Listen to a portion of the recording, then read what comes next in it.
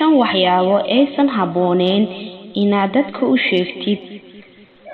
Waa adiga wax ku gaar ah oo qofna inaad la wadaagtid aysan habbooneyn. Qodobka koowaad, hadafyadaada ugu weyn ama mustaqbalkaaga. Waxaad damacsan tahay inaad qof la wadaagtid, ma habboono. Waa wax adiga ku gaar ah. Marka qofna hala wadaagin.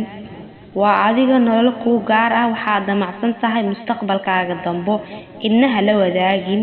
Maysan habboono inaad cid la wadaagtid. Qodobka labaad, camalada wanaagsan aad dadka u sameynaysid. Waxaad arkaysaa dadyow badan oo camal wanaagsan inay sameeyaan, haddana dadka u sheegayo ficilada ay soo sameeyeen, ayagoo isdhahayaan ku faan. Waxaa laga yaabaa camalka wanaagsan aad sameysay inuu qeyrkiisa kaa nusqaamayo. Sadaqa ayaa bixis, tusaale ahaan waad sheegtay maanta sadaqaas ayaa soo sadaqaystay. Ma habboono camal wanaagsan aad sameysay inaad iska sheegtid. Haddaba ha iska sheegin oo qofna ha u sheegin. Qalbigaaga iyo Ilaahayga ku abuurtay unbaa ha ogaado. Qodobka saddexaad, nolosha ku gaarka ah. Qof walbo dunidan joogo wuxuu leeyahay nolol u gaar ah. Yeelo nolol ku gaar ah cidna u sheegin. Adiga keligaa leedahay, qofna bilaadan aan u sheegin. Sameyso nolol ku gaar ah aan qofna u sheegin. Qodobka afaraad, lacagtaada, hantidaada, cidna ha u sheegin.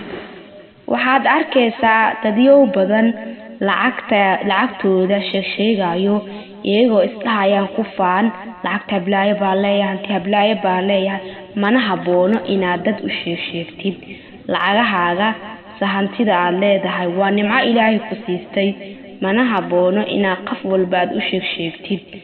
Waa wax adiga ku gaar ah, Ilaahay ku siistay. Cidna ha iskii sheegin. Lacagtaada, hantidaada waa nimco ku gaar ah oo Ilaahay ku manaystay.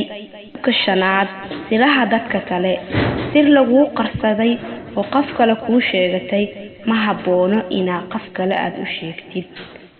Shantaas qodob ayaan ka soo hadalnay.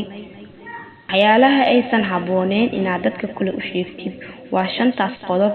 Qofna ha u sheegin. Waa adiga gaar ha kuu ahaado shantaas qodob aan ka soo hadalnay.